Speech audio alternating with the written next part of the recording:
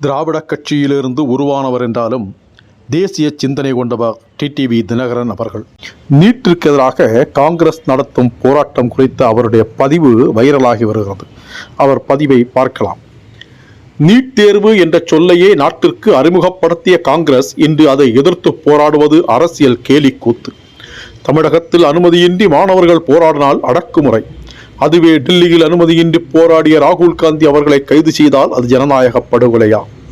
2010ஆம் ஆண்டு மத்தியில் ஆட்சியில் இருந்தபோது பொதுப் படிப்புகளுக்கு தேசிய அளவிலான நுழைவுத் தேர்வு என்ற கருத்தை உருவாக்கி நீட் தேர்வுக்கு அடித்தளத்தை அமைத்துக் கொடுத்த காங்கிரஸ் கட்சி இன்று அதே நீட் தேர்வுக்கு எதிராக தெருக்களில் இறங்கி போராடுவது மாணவ மாணவியர்களின் உணர்வுகளை அரசியல் ஆயுதமாக பயன்படுத்தும் கீழ்த்தரமான செயலாகவே பார்க்க வேண்டியுள்ளது.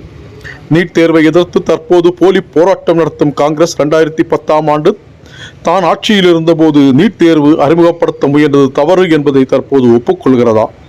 அல்லது அப்போது எடுத்த முடிவு சரி என்றால் தற்போதைய போராட்டங்கள் அரசியல் காரணங்களுக்காகவா என்பதை நாட்டு மக்களுக்கு முதலில் விளக்க வேண்டும்.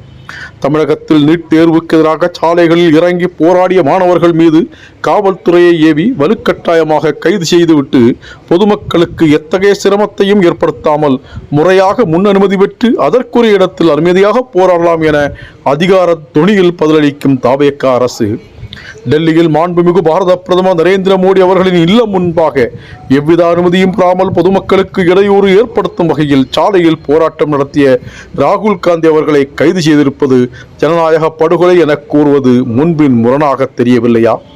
தனது கடந்த கால தவறுகளையும் முடிவுகளையும் மூடி மறைத்து மாணவ மாணவியர்களின் எதிர்கால நலன் எனும் முகமூடியை அணிந்து கொண்டு காங்கிரஸ் கட்சியினர் முன்னெடுக்கும் இந்த போராட்டம் மாணவ மாணவியர்களை தூண்டிவிட்டு அதன் மூலம் அரசியல் ஆதாயம் பெறும் முயற்சியே தவிர மாணவ மாணவியர்களின் நலனை காக்கும் போராட்டம் அல்ல என்பதை நாட்டு மக்கள் அனைவரும் நன்கு அறிவர் என்பதை இந்நேரத்தில் தெளிவுபடுத்த விரும்புகிறேன்.